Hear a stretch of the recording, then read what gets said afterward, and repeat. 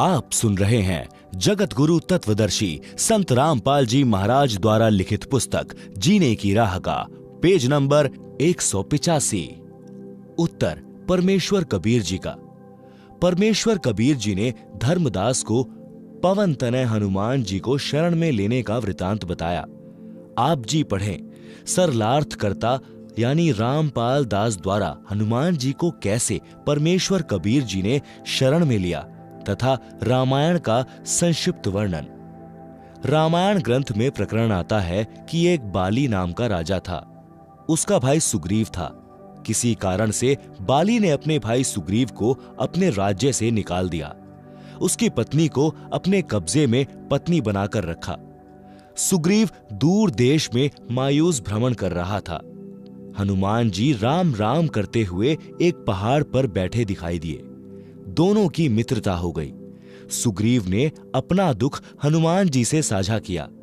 हनुमान जी ने शरणागत सुग्रीव की सहायता करने का वचन दिया।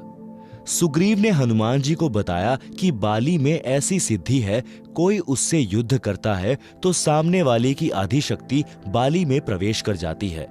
यह बात जानकर हनुमान जी भी शांत रहे, युद्ध करने का इरादा त्याग दिया। उस समय रामचंद्र पुत्र राजा दशरथ जी को वनवास हुआ था। उनकी पत्नी सीता जी तथा भाई लक्ष्मण भी वन में साथ गए थे। श्रीलंका के राजा रावण की बहन स्वरूपनखा ने लक्ष्मण को देखा तो उससे विवाह करने का प्रस्ताव रखा। लक्ष्मण ने कहा कि मेरा विवाह हो चुका है। लक्ष्मण की पत्नी का नाम उर्मिला था।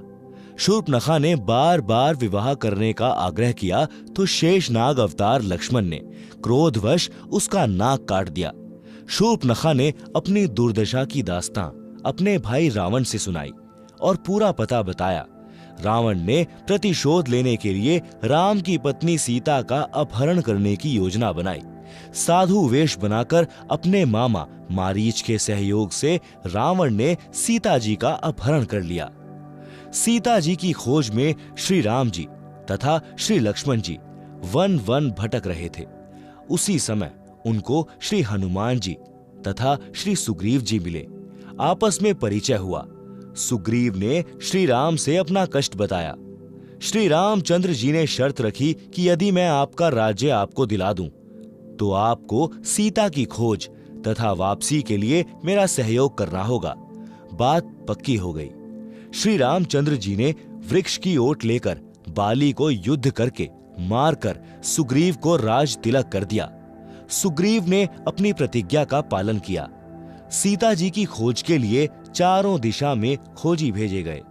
जटायु पक्षी ने श्री राम को बताया कि सीता माता को लंकेश्वर रावण उठाकर ले गया। उससे मैंने माता को छुड़वाने की चेष्टा की तो मेरे पंख काट दिए। रावण से बातचीत करके सीता को लौटाने के लिए श्री राम जी ने हनुमान को राजदूत बनाया। श्री रामचंद्र जी ने श्री हनुमान जी को सीता को विश्वास दिलाने के लिए अपनी अंगूठी दी, जिस पर श्री राम लिखा था। सीता उस अंगूठी से हनुमान पर विश्वास कर सकती थी कि जो मुझसे मिलने आया है वह श्री राम का भेजा हुआ है। हनुमान जी श्री राम की मुंदरी लेकर आकाश मार्ग से उड़कर श्रीलंका में गए। रावण का एक 9 लखा बाग था। उसमें सीता जी को रावण राक्षस ने कैद कर रखा था। हनुमान जी ने सीता माता को अंगूठी देकर अपना विश्वास दिलाया। सीता जी ने अपना सर्व कष्ट जो राक्षस रावण दे रहा था हनुमान जी को बताया। सीता जी ने अपना कंगन यानी सुहाग का कड़ा हाथ से निकालकर हनुमान जी को दिया। कहा कि भाई आप यह कंगन श्री राम जी को दिखाओगे तब उनको विश्वास होगा कि तुम सीता की खोज करके आए हो। हनुमान जी के साथ सीता जी ने आने से इनकार कर दिया कि मैं तेरे साथ नहीं चलूंगी। हनुमान जी ने फल खाने की इच्छा व्यक्त की तो सीता ने कहा, भाई कोई फल झड़कर गिरा हो वह फल खा सकते हो, फल तोड़कर खाने का मुझे भी आदेश नहीं है। इस बात से क्षुब्ध होकर हनुमान जी ने पहले तो पेड़ को गिराया, फिर पके हुए फल खाए, फिर उस वृक्ष को समुद्र में फेंक दिया। ऐसे हनुमान जी ने रावण का 9 लखा बाग उजाड़ कर वृक्ष समुद्र में फेंक दिए। लंका के राजा रावण ने हनुमान की पूंछ पर कपड़े रुई बांधकर आग लगा दी थी। हनुमान ने अपनी दुम की अग्नि से रावण की लंका को आग के हवाले कर दिया। आप सुन रहे हैं जगत गुरु तत्वदर्शी संत रामपाल जी महाराज द्वारा लिखित पुस्तक जीने की राह का पेज नंबर 186। इसके पश्चात आकाश मार्ग से उड़कर समुद्र पार करके एक पहाड़ी पर उतरे। सुबह का समय था। पहाड़ पर जलाशय पवित्र जल से भरा था। पास ही बाग था जिसमें फलदार वृक्ष थे। हनुमान जी को भूख लगी थी। स्नान करने का विचार किया। कंगन को एक पत्थर पर रख दिया। स्नान करते समय भी हनुमान की एक आंख कंगन पर लगी थी। लंगूर बंदर आया, उसने कंगन उठाया और चल पड़ा। हनुमान जी को चिंता बनी कि कहीं बंदर इस कंगन को समुद्र में ना फेंक दे, मेरा परिश्रम पर पानी ना फिर जाए। अब लंका में जाने का रास्ता भी बंद हो गया है। अजीब परेशानी में हनुमान बंदर के पीछे पीछे चला। देखते देखते बंदर ने वह कंगन एक ऋषि की कुटिया के बाहर रखे एक घड़े में डाल दिया और आगे दौड़ गया। हनुमान जी ने राहत की श्वास ली। कलश में झांक कर कंगन निकालना चाहा तो देखा घड़े में एक जैसे अनेकों कंगन थे। हनुमान जी को फिर समस्या हुई। कंगन उठा उठा कर देखे, कोई अंतर नहीं पाया। अपना कंगन कौन सा है? कहीं मैं गलत कंगन ले जाऊं और श्री राम कहें यह कंगन सीता का नहीं है, मेरा प्रयत्न व्यर्थ हो जाएगा। सामने एक ऋषि हनुमान जी की परेशानी को देखकर मुस्कुरा रहा था। कुटिया के बाहर बैठा था। ऋषि जी बोले, आओ पवन पुत्र, किस समस्या में हो? हनुमान जी ने कहा कि ऋषि जी, श्री रामचंद्र जी की पत्नी को लंका का राजा रावण अपहरण करके ले गया है। मैं पता करके आया हूँ। ऋषि जी ने कहा कि कौन से नंबर वाले रामचंद्र की बात कर रहे हो? हनुमान जी को आश्चर्य हुआ कि ऋषि अपने होश हवास में है या भांग पी रखी है। हनुमान जी ने पूछा, हे ऋषि जी, क्या राम कई हैं? ऋषि जी ने कहा, हाँ, कई हो चुके हैं और आगे भी जन्मते मरते रहेंगे। हनुमान जी को ऋषि का व्यवहार उचित नहीं लगा, परंतु ऋषि जी से विवाद करना भी हित में नहीं जाना। ऋषि जी ने पूछा, आप फल खाओ, खाना बनाता हूं, भोजन खाओ, थके हो विश्राम करो। आप सुन रहे हैं जगत गुरु तत्वदर्शी संत रामपाल जी महाराज द्वारा लिखित पुस्तक जीने की राह का पेज नंबर 187। हनुमान जी ने कहा, ऋषि जी, मेरी तो चैन अमन ही समाप्त हो गई है। मेरे को सीता माता ने कंगन दिया था। उस कंगन के बिना श्री रामचंद्र जी को विश्वास नहीं होना कि सीता की खोज हो चुकी है। उस कंगन को पत्थर पर रखकर मैं स्नान कर रहा था। बंदर ने उठाकर घड़े में डाल दिया। मेरी पहचान में नहीं आ रहा कि वास्तविक कंगन कौन सा है। मेरे को तो सब एक जैसे लग रहे हैं। ऋषि रूप में बैठे परमेश्वर कबीर जी ने कहा, हे पवन के लाडले, आप कोई ये कंगन उठा ले जाओ, कोई अंतर नहीं है। और कहा कि जितने कंगन इसमें पड़े हैं, इतनी बार श्री राम पुत्र दशरथ को वनवास तथा सीता हरण और हनुमान द्वारा खोज हो चुकी है। हनुमान जी ने कहा, ऋषि जी, यह बताओ, आपकी बात मानता हूं, पूछता हूं कि प्रत्येक बार सीता हरण, हनुमान का खोज करके कंगन लाना और बंदर द्वारा घड़े में डालना होता है, तो कंगन तो यहां रह गया, हनुमान लेकर क्या जाता है?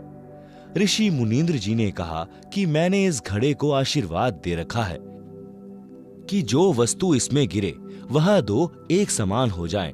यह कहकर ऋषि जी ने एक मिट्टी का कटोरा घड़े में डाला तो एक और कटोरा वैसा ही बन गया। ऋषि मुनींद्र जी ने कहा, हे हनुमान, आप एक कंगन ले जाओ, कोई परेशानी नहीं होगी। हनुमान जी के पास कोई अन्य विकल्प नहीं बचा था। उस घड़े से एक कंगन निकालकर उड़ चले। श्री रामचंद्र जी को हनुमान जी ने सीता जी की निशानी कंगन दिया तथा जो जो बातें माता सीता ने कही थी वे सब बताई। श्री रामचंद्र जी कंगन देखकर भावुक हो गए।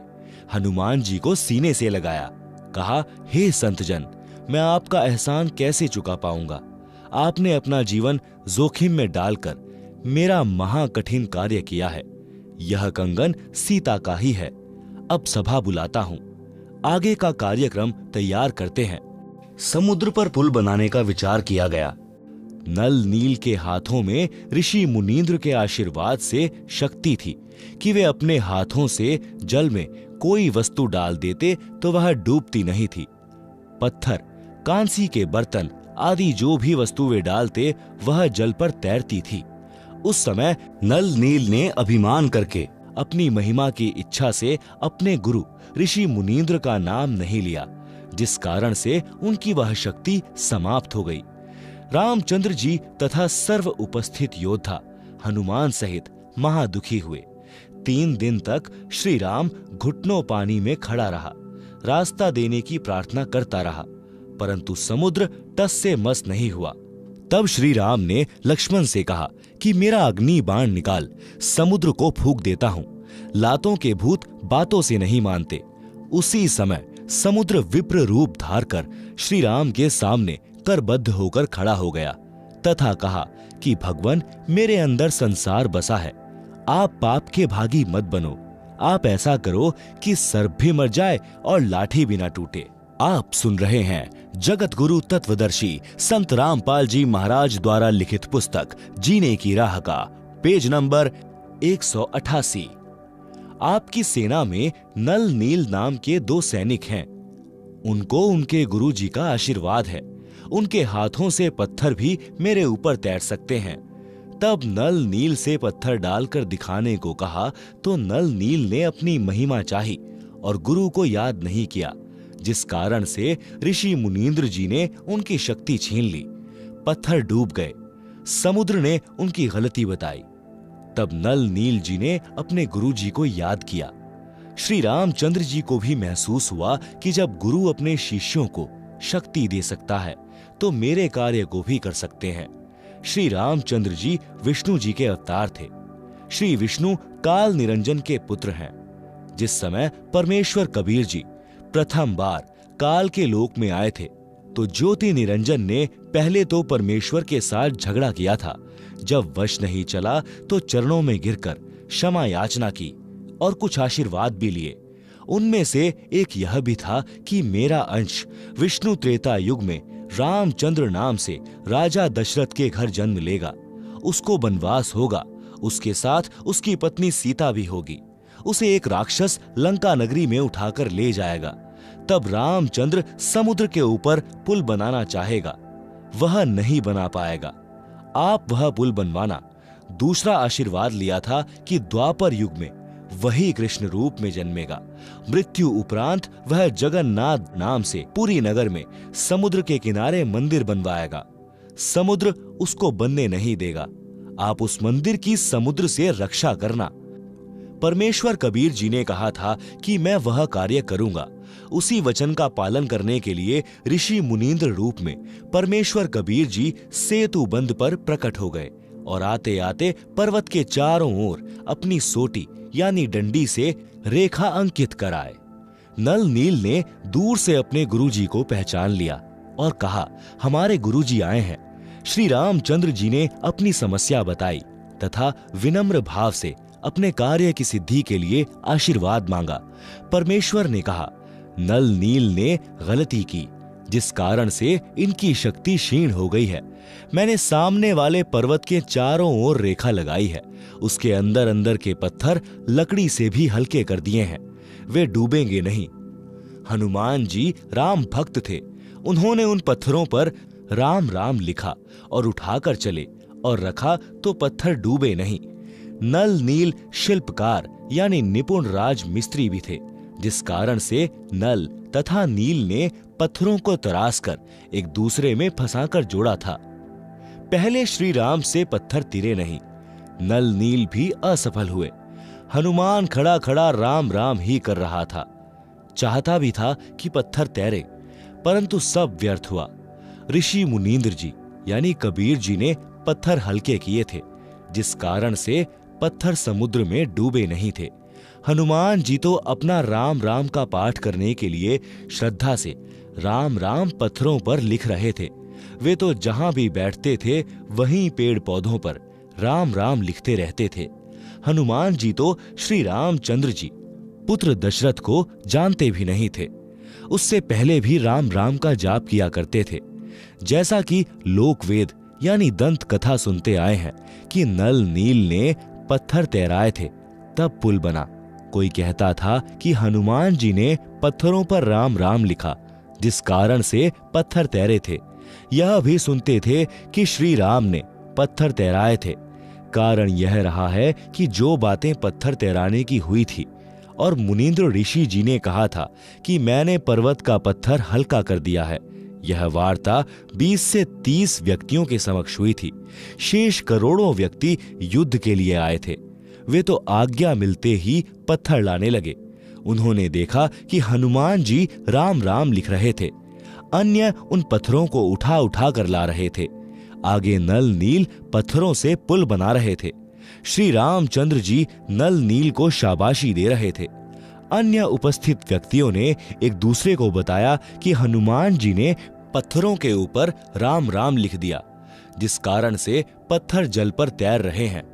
कुछ को लगा कि नल नील के हाथों में करामात है, जिस कारण से पत्थर तैर रहे हैं। इस प्रकार यह गलतफहमी यानी भ्रमणा फैल गई। पुल बनाकर युद्ध में लग गए। अधिकतर मर गए, कुछ बचे वे अपने अपने घर चले गए। उन्होंने अपने अपने नगर गांव में यह गलत सूचना फैला दी, जो आज तक निर्विवाद चल रही है।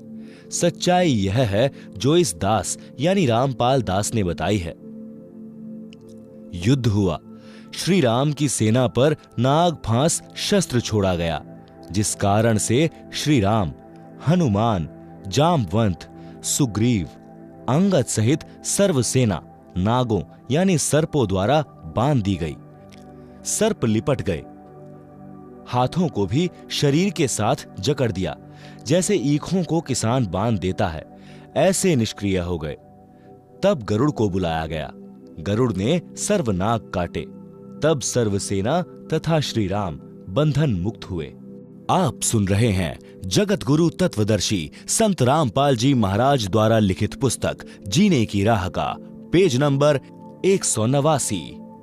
लक्ष्मण को तीर लगने से मूर्छा आ गई थी, कोमा में चला गया था। तब हनुमान जी लंका से वैद्य को उठाकर लाए। वैद्य ने कहा कि द्रोणागिरी पर्वत पर संजीवनी बूटी है। उसकी पहचान है कि वह रात्रि में जुगनू की तरह जगती है। सूर्योदय से पहले वह जड़ी लाई जाए तो लक्ष्मण जीवित हो सकता है। देर हो गई तो मृत्यु निश्चित है। हनुमान जी को यह कार्य श्री राम जी ने सौंपा कि बजरंगबली तेरे बिना यह कार्य संभव नहीं है। आज्ञा मिलते ही हनुमान जी आकाश मार्ग से उड़ चले। द्रोणागिरी पर राक्षसों ने अपनी माया से सब अन्य नकली जड़ी बूटियों में भी चमक भर दी। वैद्य ने बताया था कि वे बहुत कम संख्या में होती हैं। दिन में उनकी पहचान नहीं हो सकती, क्योंकि उसके आसपास वैसी ही औषधि के पौधे उगते हैं। हनुमान जी को समझते देर नहीं लगी। उन्होंने द्रोणागिरी पर्वत को ही उठा लिया और आकाश मार्ग से चल पड़े। हनुमान जी ने लक्ष्मण और श्री राम द्वारा अपने भाई भरत के विषय में बताई शक्ति खटक रही थी। वे कहते थे कि यदि आज भरत होते तो अकेले रावण को तथा इसके लाख पुत्रों तथा 1.25 लाख नातियों यानी पोतों को यमलोक भेज देते। हनुमान जी के मन में आया कि चलते चलते भरत की परीक्षा लेकर चलता हूं। भरत को पता था कि रावण तथा राम युद्ध चल रहा है। आकाश मार्ग से पर्वत सहित हनुमान जी को जाते देख विचार किया कि कोई राक्षस जा रहा है, वह तो बहुत हानि कर सकता है। भरत जी ने तीर चलाया। हनुमान जी ने तीर लगने का बहाना करके हे राम करते हुए धरती पर गिर गए। पर्वत को भी धरती के ऊपर रख दिया। आप सुन रहे हैं जगत गुरु तत्वदर्शी संत रामपाल जी महाराज द्वारा लिखित पुस्तक जीने की राह का पेज नंबर 190। राम शब्द सुनकर भरत को समझते देर नहीं लगी कि यह तो कोई अपने पक्ष का है। निकट जाकर पूछा, आप कौन हो, कहां जा रहे हो, पर्वत किस लिए उठाया है? मेरा नाम भरत है, मैं श्री राम व लक्ष्मण का भाई हूं। हनुमान जी ने बताया कि मेरा नाम हनुमान है। राम रावण का युद्ध चल रहा है। आपके भाई लक्ष्मण को तीर लगने से मूर्छा आई है। वैद्य ने द्रोणागिरी पर उपचार की औषधि बताई है। मेरी पहचान में नहीं आई, इसीलिए मैं पर्वत ही ले जा रहा हूं। सूर्य उदय होने से पहले पहुंचना है, अन्यथा लक्ष्मण की मृत्यु हो जाएगी। आपने बिना सोचे समझे तीर मार दिया, अब मैं कैसे समय पर पहुंच पाऊंगा? सूर्योदय के पश्चात लक्ष्मण संसार में नहीं रहेगा। भरत ने तीर मारने का कारण बताया तथा कहा, हे अंजनी के लाल, चिंता ना करो, आप द्रोणागिरी को उठाओ और बाण के अग्रभाग पर बैठो। अपने दोनों पैर आगे पीछे करके खड़े हो जाओ। मैं तीर द्वारा आपको पर्वत सहित आपसे भी पहले लंका में भेज दूंगा। हनुमान जी को अपनी शक्ति पर अत्यधिक गर्व था।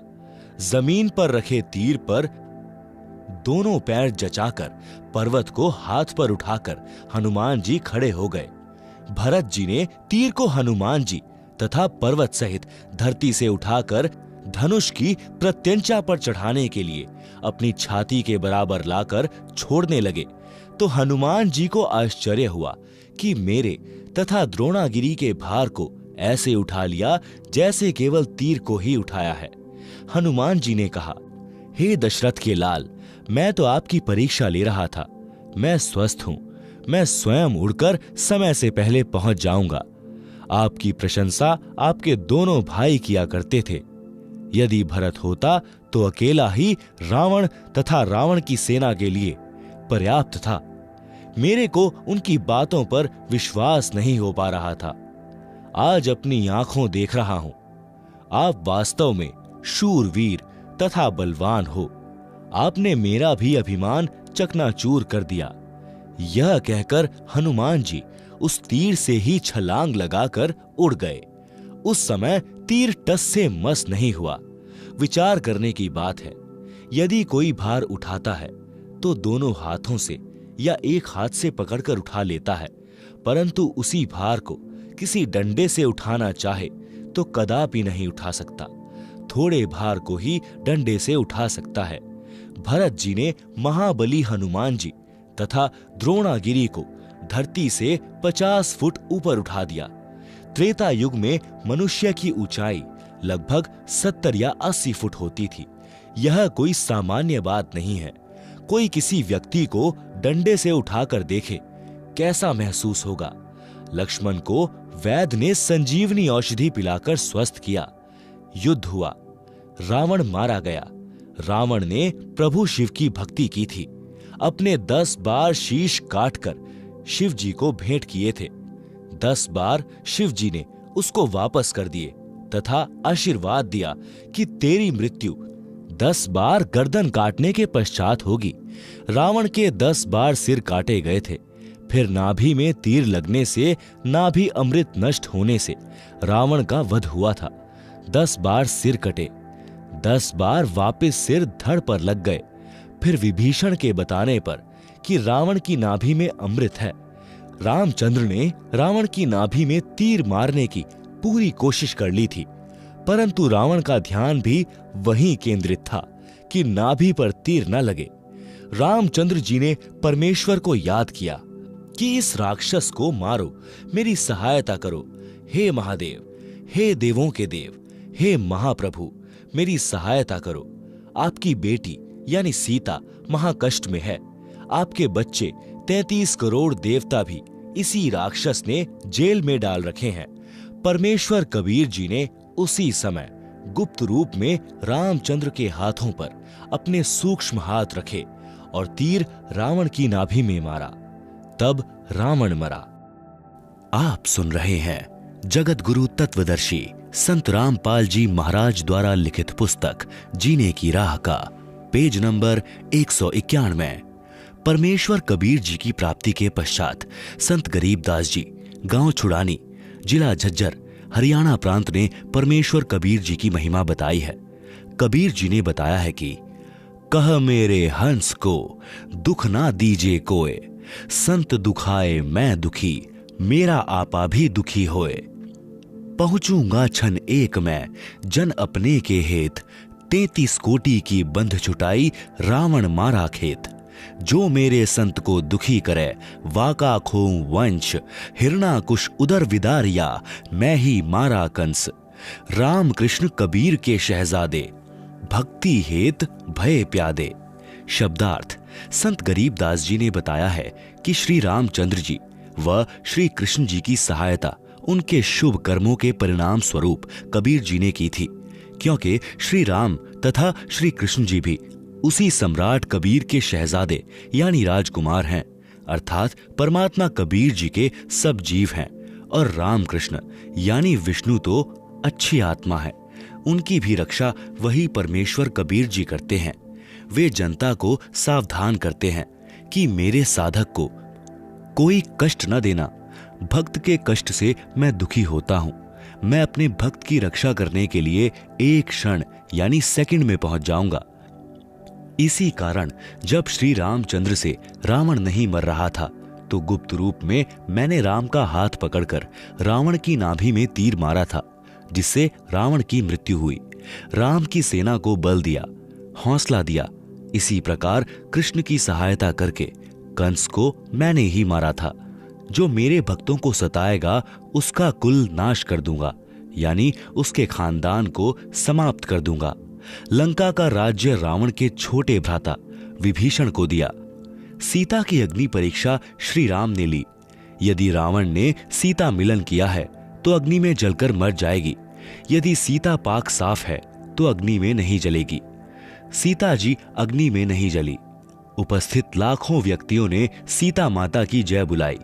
सीता सती की पदवी पाई। रावण का वध आसौज मास की शुक्ल पक्ष की 10वीं को हुआ था।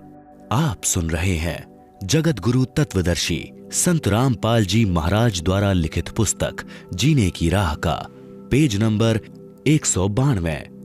रावण वध के 20 दिन बाद 14 वर्ष की वनवास अवधि पूरी करके श्री राम, लक्ष्मण और सीता पुष्पक विमान में बैठकर अयोध्या नगरी में आए। उस दिन कार्तिक मास की अमावस्या थी। उस काली अमावस्या को गाय के घी के दीप अपने अपने घरों के अंदर तथा ऊपर मंडेरों पर जलाकर श्री राम, सीता तथा लक्ष्मण के आगमन की खुशी मनाई। भरत ने अपने भाई श्री रामचंद्र जी को राज्य लौटा दिया। एक दिन श्री रामचंद्र जी से सीता ने कहा कि मैं युद्ध में लड़ने वाले योद्धाओं को कुछ इनाम देना चाहती हूं। इनाम में सीता जी ने हनुमान जी को अपने गले से सच्चे मोतियों की माला निकाल कर दे दी तथा कहा, हे हनुमान, यह अनमोल उपहार मैं आपको दे रही हूं, बहुत संभाल कर रखना। हनुमान जी ने उस माला का मोती तोड़ा, फिर फोड़ा, फिर दूसरा। देखते देखते सब मोती फोड़कर जमीन पर फेंक दिए। सीता जी को हनुमान जी का यह व्यवहार अच्छा नहीं लगा। क्रोध में भरकर कहने लगी कि हे मूर्ख, यह क्या कर दिया? ऐसी अनमोल माला का सर्वनाश कर दिया। तू वानर का वानर ही रहा। चला जा मेरी आंखों के सामने से। उस समय श्री रामचंद्र जी भी सीता के साथ ही सिंहासन पर विराजमान थे। उन्होंने भी हनुमान के इस व्यवहार को अच्छा नहीं माना और चुप रहे।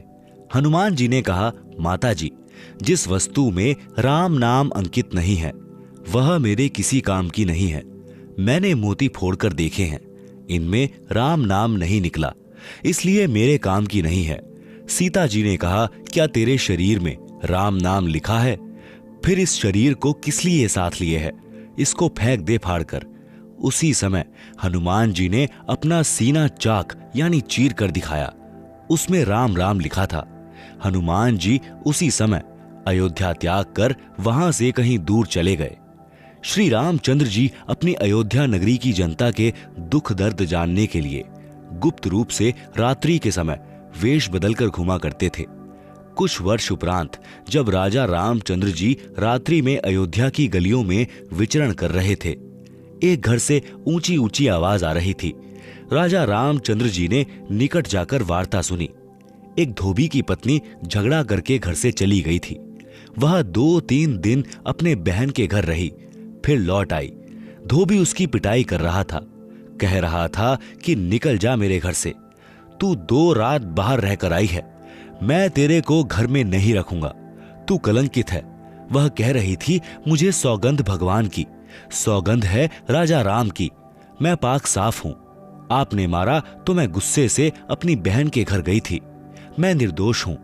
धोबी ने कहा कि मैं दशरथ पुत्र रामचंद्र नहीं हूं जो अपनी कलंकित पत्नी को घर ले आया है। जो वर्षों रावण के साथ रही थी।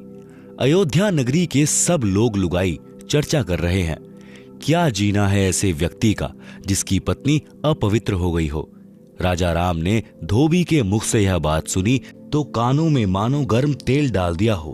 आप सुन रहे हैं जगत गुरु तत्वदर्शी संत रामपाल जी महाराज द्वारा लिखित पुस्तक जीने की राह का पेज नंबर 193। अगले दिन रामचंद्र जी ने सभा बुलाई तथा नगरी में चल रही चर्चा के विषय में बताया और कहा कि यह चर्चा तब बंद हो सकती है जब मैं सीता को घर से निकाल दूंगा। उसी समय सीता जी को सभा में बुलाया गया तथा घर से निकलने का आदेश दे दिया, कारण भी बता दिया। सीता जी ने विनय भी की, हे स्वामी, आपने मेरी अग्नि परीक्षा भी ली थी। मैं भी आत्मा से कहती हूं, रावण ने मेरे साथ मिलन नहीं किया। कारण था कि उसको एक ऋषि का शाप था कि यदि तू किसी पर स्त्री से बलात्कार करेगा तो तेरी उसी समय मृत्यु हो जाएगी। यदि पर स्त्री की सहमति से मिलन करेगा तो ऐसा नहीं होगा, जिस कारण से रावण मुझे छू भी नहीं सका मिलन के लिए। हे प्रभु, मैं गर्भवती हूं, ऐसी स्थिति में कहां जाऊंगी। रावण जैसे व्यक्तियों का अभाव नहीं है। रामचंद्र जी आदेश देकर सभा छोड़कर चले गए। कहते गए कि मैं निंदा का पात्र नहीं बनना चाहता, मेरे कुल को दाग लगेगा। सीता जी को धरती भी पैरों से खिसकती नजर आई। आसमान में अंधेरा छाया दिखाई दिया। संसार में कुछ दिनों का जीवन शेष लगा। सीता अयोध्या छोड़कर चल पड़ी। मुड़ मुड़ कर अपने राम को तथा उसके महलों को देखने की कोशिश करती रही और दूर जंगल में जाकर ऋषि वाल्मीकि जी की कुटिया के निकट थक कर गिर गई, अचेत हो गई। ऋषि वाल्मीकि स्नान करने के लिए आश्रम से निकले। सामने एक युवती गर्भावस्था में अचेत पड़ी देखकर निकट गए। अपने आश्रम से औषधि लाए, सीता जी के मुख में डाली। गर्मी का मौसम था, ठंडे जल के छींटे मुख पर मारे। उसी समय सीता जी सचेत होकर बैठ गई। ऋषि ने नाम और गांव पूछा तो बताया कि नीचे पृथ्वी, ऊपर आसमान। आगे कुछ बताने से इनकार कर दिया। ऋषि दयावान होते हैं। कहा, बेटी, संसार तो स्वार्थ का है, धन्यवाद कर परमात्मा का, तू मेरे आश्रम में आ गई। बेटी, मुझे अपना पिता मान और मेरे पास रह। सीता जी ऋषि वाल्मीकि जी के आश्रम में रहने लगी। ऋषि ने भी बात आगे नहीं बढ़ाई। परमेश्वर कबीर जी, जो त्रेता युग में ऋषि मुनींद्र जी के रूप में लीला करने आए थे, हनुमान जी से मिले। सत साहेब बोला। हनुमान जी ने राम राम कहा तथा खड़ा होकर ऋषि जी का सत्कार किया तथा एक पत्थर पर स्वयं बैठ गए। दूसरे पर ऋषि को बैठने के लिए आग्रह किया। दोनों ने स्थान ग्रहण कर लिया। हनुमान जी ऋषि को पहचानने की कोशिश करने लगे। ऋषि जी ने कहा, क्या सोच रहे हो हनुमान, मैं वही ऋषि हूं। मेरे आश्रम में वानर ने सीता जी का कंगन घड़े में डाला था, उसमें अन्य कंगन भी वैसे ही थे। हे हनुमान, वह कंगन कैसा रहा? हनुमान जी को पहचानते देर नहीं लगी और ऋषि जी को प्रणाम फिर किया। हे ऋषि जी, आपका कैसे आना हुआ? आप सुन रहे हैं जगत गुरु तत्वदर्शी संत रामपाल जी महाराज द्वारा लिखित पुस्तक जीने की राह का पेज नंबर 194। परमेश्वर कबीर जी यानी मुनींद्र ऋषि रूप में ने कहा, हे पवन पुत्र, मैं आपको भक्ति ज्ञान कराने आया हूं। आप जिस दशरथ पुत्र रामचंद्र की पूजा पूर्ण परमात्मा मानकर कर रहे हो, आप धोखे में हो। जो जन्मता मरता है वह पूर्ण परमात्मा नहीं हो सकता। पूर्ण परमात्मा तो अविनाशी है। हनुमान जी ने कहा, हे ऋषिवर, मैं आपके वचनों से आहत होता हूं, मेरी भावनाओं को चोट लगती है। आप अन्य विषय पर चर्चा करें। परमेश्वर कबीर जी ने कहा कि यदि कोई व्यक्ति गलत रास्ते जा रहा हो, वह उस रास्ते को ठीक मानकर चल रहा हो, जो डाकुओं के डेरे में जा रहा है, यदि कोई सज्जन पुरुष उसको बताए कि जिस रास्ते पर आप जा रहे हो आपकी जान तथा माल को खतरा है, आगे डाकुओं का डेरा है, पहले मारते हैं फिर लूटते हैं, यदि वह व्यक्ति कहे कि आप मेरी भावनाओं को चोटिल कर रहे हो, यह कितना सत्य है। हनुमान जी चुप रहे, परंतु मुस्कुराए मानो कह रहे हो आप सत्य कहते हो। हनुमान जी के चेहरे पर शांति का चिन्ह देखकर परमेश्वर ने बताया कि श्री रामचंद्र जी श्री विष्णु जी के अवतार हैं। श्री विष्णु जी श्री ब्रह्मा जी तथा श्री शिव जी का पिता काल ब्रह्म है। इसी को ज्योति निरंजन भी कहते हैं। काल को इसकी गलती के कारण शाप लगा है कि 1 लाख मानव शरीरधारी प्राणियों को प्रतिदिन खाया करेगा, 1.25 लाख प्रतिदिन उत्पन्न किया करेगा, जिस कारण से उसने अपने तीनों पुत्रों को एक एक विभाग का स्वामी बना रखा है। श्री ब्रह्मा जी रजगुण हैं, जिसके प्रभाव से सर्व प्राणी प्रेरित होकर संतान उत्पत्ति करते हैं, जिस कारण से ब्रह्मा को भूल से उत्पत्ति करता मान रखा है। उत्पत्ति करता तो पूर्ण परमात्मा है। काल ने अपने दूसरे पुत्र विष्णु को कर्मानुसार पालन करने का विभाग दिया है। विष्णु सतगुण है। काल ने तीसरे पुत्र शिव तमगुण को इन 1 लाख मानव शरीरधारी जीवों को मारकर उसके पास भेजने का विभाग दे रखा है। वह स्वयं अव्यक्त यानी गुप्त रहता है। आप देख रहे हो, यहां कोई भी जीव अमर नहीं है। देवता भी मरते हैं। ब्रह्मा विष्णु शिव भी जन्मते मरते हैं, जो पूरी आयु जीते हैं। वृद्धावस्था भी सब में आती है। एक लोक ऐसा है जहां पर वृद्धावस्था तथा मरण नहीं है। वहां कोई रावण किसी की पत्नी का अपहरण नहीं करता। आपकी आंखों के सामने लंका में हुए राम रावण युद्ध में कितने व्यक्ति तथा अन्य प्राणी मारे गए। एक सीता को छुड़ाने के लिए आपने श्री रामचंद्र जी के लिए अपने प्राणों की बाजी लगाकर लंका को जलाया। रावण का भाई अहिरावण, जो पाताल का राजा था, वह राम तथा लक्ष्मण का अपहरण करके ले गया। उनकी बलि देने वाला था। आप वहां गए और उन दोनों को जीवित लाए। आप ही बताएं, वे परमात्मा हैं। जिस समय नाग फांस शस्त्र के छोड़ने से सर्पों ने श्री राम तथा आप तथा सर्व सेना व लक्ष्मण तक बांध दिया था।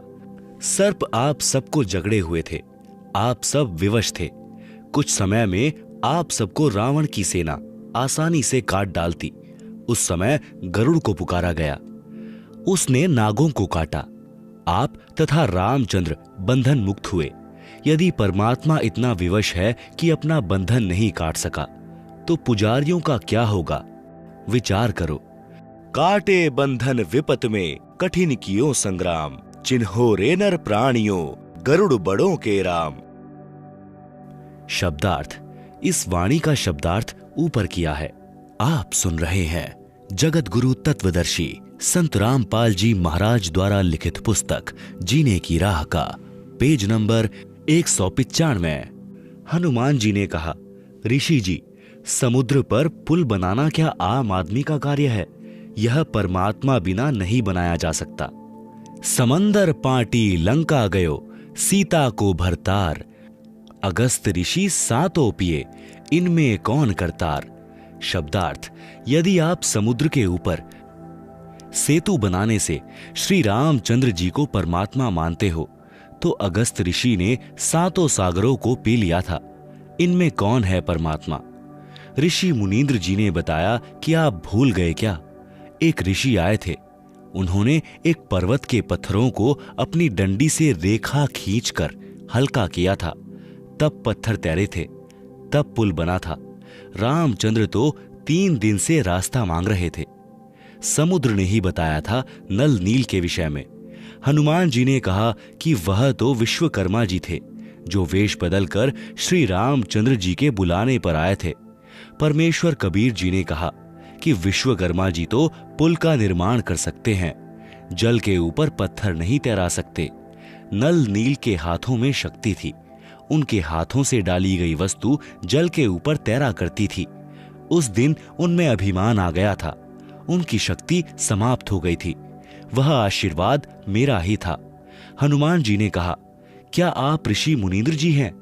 परमेश्वर जी ने कहा, हाँ। मुनींद्र जी ने कहा कि आपने अपने प्राणों की परवाह न करके राम जी के लिए क्या नहीं किया? जब सीता ने आपको अपशब्द कहे और घर छोड़ने को कहा, उस समय श्री राम वहीं विराजमान थे। एक शब्द भी नहीं कहा कि सीता ऐसा न कर। पवन सुत अंदर से तो मान रहे थे, परंतु ऊपर से कह रहे थे कि ऋषि जी, किसी की आलोचना नहीं करनी चाहिए। मुनींद्र जी ने कहा कि सत्य कहना आलोचना नहीं होती। यदि श्री रामचंद्र और सीता के अंदर अच्छे इंसान वाले गुण भी होते तो भी आपका आजीवन एहसान मानते और अपने चरणों में रखते। आप तो उनके बिना जीना भी उचित नहीं मानते। और सुनो, आपके साथ जैसा व्यवहार किया उसका फल भी सीता तथा रामचंद्र को मिल गया है। कुछ वर्षों के पश्चात सीता को श्री राम ने घर से निकाल दिया। उस समय वह गर्भवती थी। यह सुनकर हनुमान की आंखों से आंसू निकल आए और ऋषि जी के चरणों में गिर गए।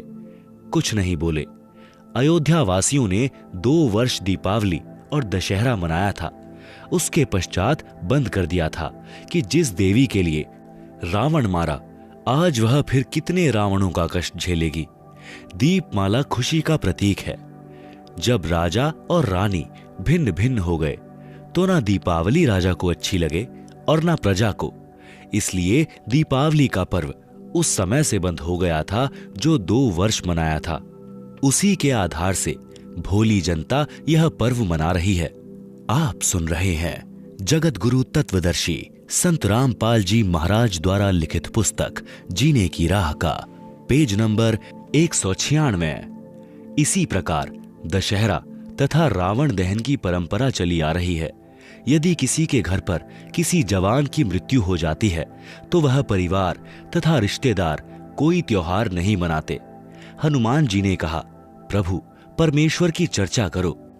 कबीर परमेश्वर जी ने सृष्टि रचना सुनाई। सत्य कथा सुनकर हनुमान जी गदगद हुए। सत्य लोक देखने की प्रार्थना की। परमेश्वर आकाश में उड़ गए। हनुमान जी देख रहे थे। कुछ देर अंतर्ध्यान हो गए। हनुमान जी चिंतित हो गए कि अब ये ऋषि कैसे मिलेंगे। इतने में आकाश में विशेष प्रकाश दिखाई दिया। हनुमान जी को दिव्य दृष्टि देकर सतलोक दिखाया।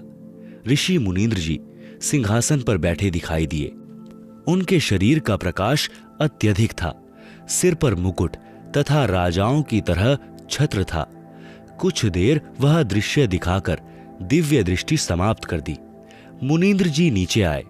हनुमान जी को विश्वास हुआ कि ये परमेश्वर हैं। सत्यलोक सुख का स्थान है। परमेश्वर कबीर जी से दीक्षा ली। अपना जीवन धन्य किया। मुक्ति के अधिकारी हुए। इस प्रकार पवित्र आत्मा परमार्थी स्वभाव हनुमान जी को परमेश्वर कबीर जी ने अपनी शरण में लिया। परमार्थी आत्मा को संसार तथा काल के स्वामी भले ही परोपकार का फल नहीं देते, परंतु परमेश्वर ऐसी आत्माओं को शरण में अवश्य लेते हैं, क्योंकि ऐसी आत्मा ही परम भक्त बनकर भक्ति करते हैं और मोक्ष प्राप्त करते हैं। संसारिक व्यक्ति जो परमार्थी को धोखा देते हैं वे आजीवन कष्टमय जीवन व्यतीत करते हैं। श्री रामचंद्र जी को अंत समय में अपने ही पुत्रों लव तथा कुश से पराजय का मुंह देखना पड़ा। सीता जी ने उनके दर्शन करना भी उचित नहीं समझा। देखते देखते पृथ्वी में समा गई। इस ग्लानि से श्री रामचंद्र जी ने अयोध्या के पास बह रही सरयू नदी में छलांग लगाकर अपनी जीवन लीला जल समाधि लेकर समाप्त की। परमार्थी हनुमान जी को निस्वार्थ दुखियों की सहायता करने का फल मिला। परमात्मा स्वयं आए, मोक्ष मार्ग बताया, जीव का कल्याण हुआ। हनुमान जी फिर मानव जीवन प्राप्त करेंगे। तब परमेश्वर कबीर जी उनको शरण में लेकर मुक्त करेंगे। उस आत्मा में सत्य भक्ति बीज डल चुका है। हम काल के जाल में कैसे फंसे, इसका उत्तर कृपा पढ़ें अध्याय सृष्टि रचना में, जो इसी पुस्तक जीने की राह के पृष्ठ 254 से 306 पर है। कबीर परमेश्वर जी की काल से वार्ता। अब हम काल ब्रह्म के लोक में रह रहे हैं। आत्मा के ऊपर स्थूल आदि आदि शरीर चढ़ाकर काल ने जीव बना दिए हैं। इसने जीव को भ्रमित किया है। पूर्ण परमात्मा जो आत्मा का जनक है भुला दिया है। स्वयं को परमात्मा सिद्ध किए है। यह परमात्मा के अंश जीवात्मा को परेशान करता है ताकि परमात्मा दुखी होए।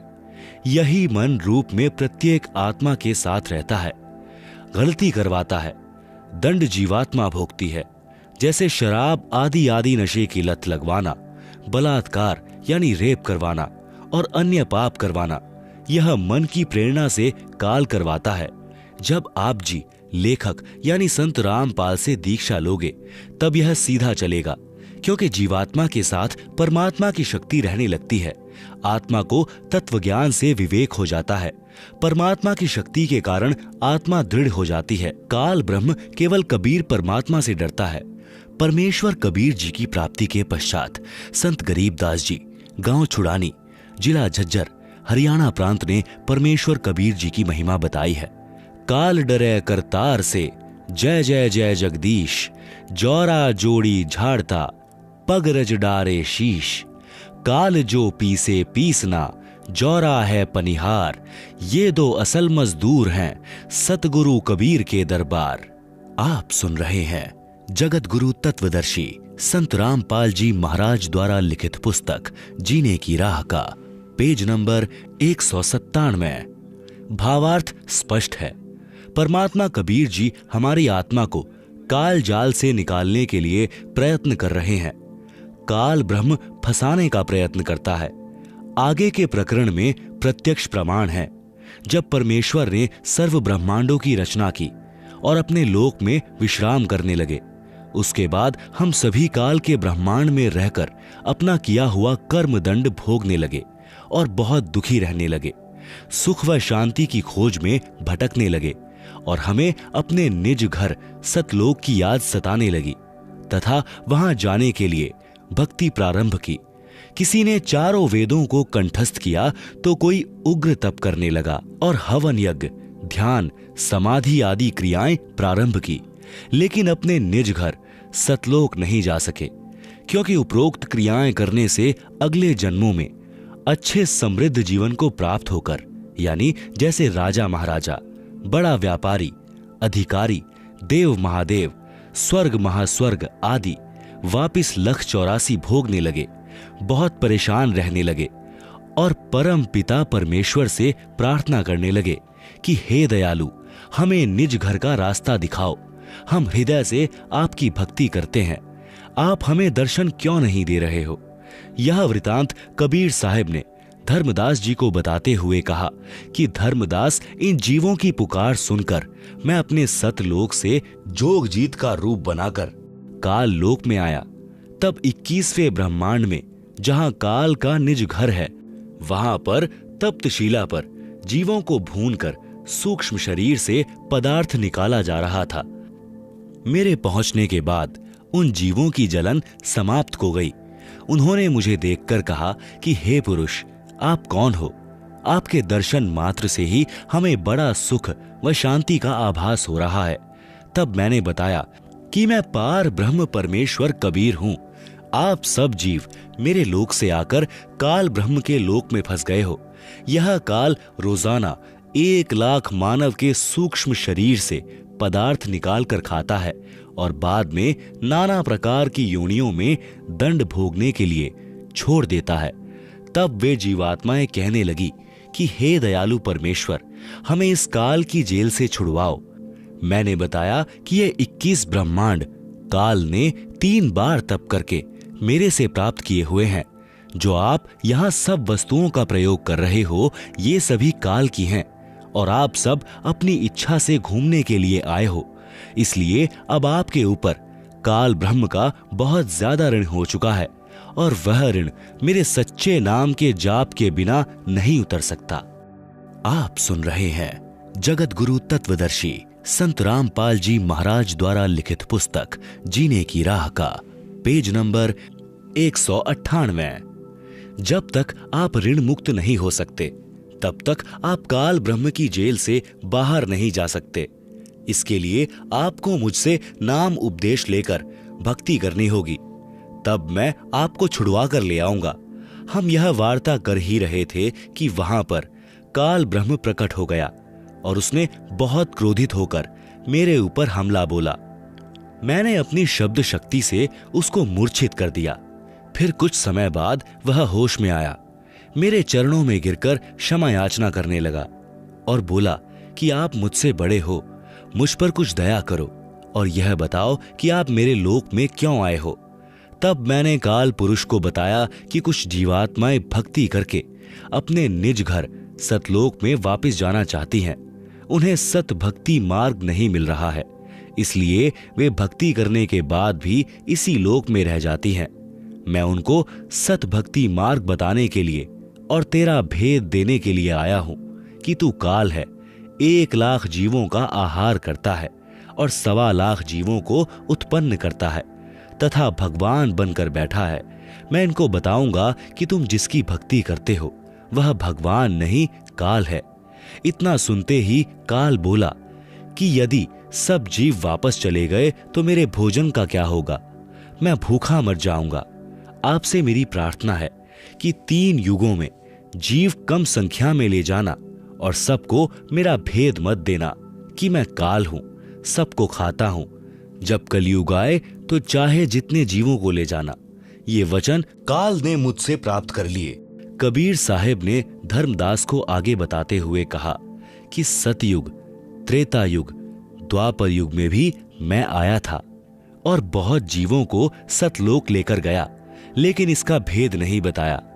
अब मैं कलयुग में आया हूं और काल से मेरी वार्ता हुई है। काल ब्रह्म ने मुझसे कहा कि अब आप चाहे जितना जोर लगा लेना, आपकी बात कोई नहीं सुनेगा। प्रथम तो मैंने जीव को भक्ति के लायक ही नहीं छोड़ा है। उनमें बीड़ी, सिगरेट, शराब, मांस आदि दुर्व्यसन की आदत डालकर इनकी वृत्ति को बिगाड़ दिया है। नाना प्रकार की पाखंड पूजा में जीवात्माओं को लगा दिया है। दूसरी बात यह होगी कि जब आप अपना ज्ञान देकर वापिस अपने लोक में चले जाओगे, तब मैं यानी काल अपने दूत भेजकर आपके पंथ से मिलते जुलते 12 पंथ चलाकर जीवों को भ्रमित कर दूंगा। महिमा सतलोक की बताएंगे, आपका ज्ञान कथेंगे, लेकिन नाम जाप मेरा करेंगे, जिसके परिणाम स्वरूप मेरा ही भोजन बनेंगे। यह बात सुनकर कबीर साहब ने कहा कि आप अपनी कोशिश करना, मैं सतमार्ग बताकर ही वापस जाऊंगा और जो मेरा ज्ञान सुन लेगा वह तेरे बहकावे में कभी नहीं आएगा। सद्गुरु कबीर साहब ने कहा कि हे निरंजन, यदि मैं चाहूं तो तेरे सारे खेल को क्षण भर में समाप्त कर सकता हूं, परंतु ऐसा करने से मेरा वचन भंग होता है। यह सोचकर मैं अपने प्यारे हंसों को यथार्थ ज्ञान देकर शब्द का बल प्रदान करके सतलोक ले जाऊंगा। और कहा कि कहो कबीर सुनो धर्मराया, हम शंखों हंसा पद पर साया, जिन लीन्हा हमरा प्रवाणा, सो हंसा हम किए अमाना। आप सुन रहे हैं जगत गुरु तत्वदर्शी संत रामपाल जी महाराज द्वारा लिखित पुस्तक जीने की राह का पेज नंबर 199। पवित्र कबीर सागर में जीवों को भूल भुलैया में डालने के लिए तथा अपनी भूख को मिटाने के लिए तरह तरह के तरीकों का वर्णन। 12 पंथ करूं मैं साजा, नाम तुम्हारा ले करूं अवाजा। 12 यम संसार पठहो, नाम तुम्हारे पंथ चले हो। प्रथम दूत मम प्रगटे जाई, पीछे अंश तुम्हारा आई। यही विधि जीवन को भ्रमाऊं, पुरुष नाम जीवन समझाऊं। 12 पंथ नाम जो लहे, सो हमरे मुख आन समय है। कहा तुम्हारा जीव नहीं माने, हमारी ओर होए बाद बखाने। मैं दृढ़ फंदा रची बनाई, जामे जीव रहे उर्झाई। देवल देव पाषाण पुजाई, तीर्थ व्रत जप तप मन लाई। यज्ञ होम अरु नेम अचारा, और अनेक फंद में डारा। जो ज्ञानी जाओ संसारा, जीव न माने कहा तुम्हारा। सतगुरु वचन। ज्ञानी कहे सुनो अन्याय, कांटो फंद जीव ले जाई। जेतिक फंद तुम रचे विचारी, सत्य शब्द तै सबे बिंडारी। जौन जीव हम शब्द दृढ़ावें, फंद तुम्हारा सकल मुकावें। चौंका कर प्रवाणा पाई, पुरुष नाम तिहि देऊ चिन्हाई। ताके निकट काल नहीं आवे, संधि देखी ताकहम सिर नावे। उपरोक्त विवरण से सिद्ध होता है कि जो अनेक पंथ चले हुए हैं, जिनके पास कबीर साहिब द्वारा बताया हुआ सत भक्ति मार्ग नहीं है, ये सब काल प्रेरित हैं। अतः बुद्धिमान को चाहिए कि सोच विचार कर भक्ति मार्ग अपनाए, क्योंकि मनुष्य जन्म अनमोल है, यह बार बार नहीं मिलता। कबीर साहब कहते हैं कि मानुष जन्म दुर्लभ है, मिले न बारंबार, तरुवर से पत्ता टूट गिरे, बहुर न लगता डारी। काल निरंजन द्वारा कबीर जी से तीनों युगों में कम जीव ले जाने का वचन लेना। विस्तृत व संपूर्ण वर्णन। प्रश्न, कबीर जी के नाम से चले 12 पंथों के वास्तविक मुखिया कौन है और 13वां पंथ कौन चलाएगा? उत्तर, जैसा कि कबीर सागर के संशोधनकर्ता स्वामी युगलानंद यानी बिहारी जी ने दुख व्यक्त किया है कि समय समय पर कबीर जी के ग्रंथों से छेड़छाड़ करके उनकी बुरी दशा कर रखी है।